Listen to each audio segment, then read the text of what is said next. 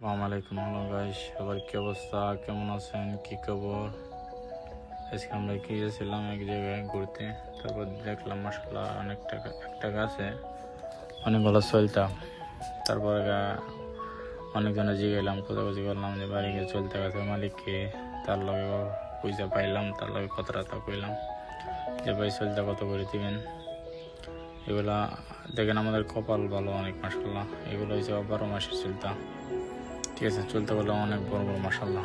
তার লগে কথা কয়ে অনেক চলতে বলে কিনে নিয়ে আসলাম আর কি।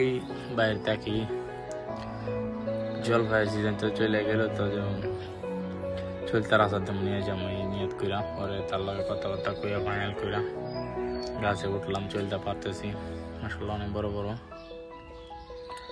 তার সাথে ছোট বেড়ে গেছিল, তারা টোকাইতেছে নিচে, আমি পারতাছি উপরে। যে গাছের মালিক তারা বললাম ভাই আপনি ভিডিও করেন, যে ভিডিও করতেছে সে, আমি গাছ থেকে পারতেছি। তারপরে অনেক চলতে মোটামুটি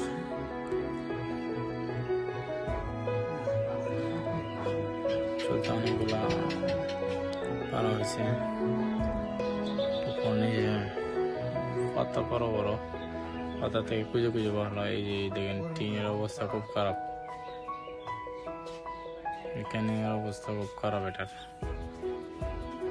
অবস্থা খুব খারাপ। এটা টিন একদম নর্মাল হয়ে গেছে। দেখেন মাশাআল্লাহ বড়, অনেক বড় বাড়ি দিয়ে ভালো লোক।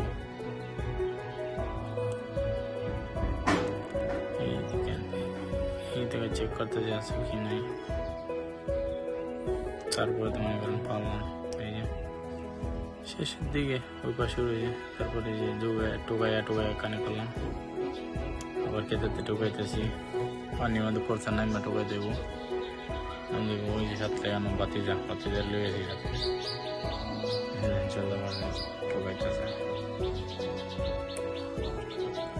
পাঞ্জে পুরো যে তাল গাছের মতন কুলপা গেছে ধান খেতে। অনেকক্ষণ টোকানোর পরে মনে করেন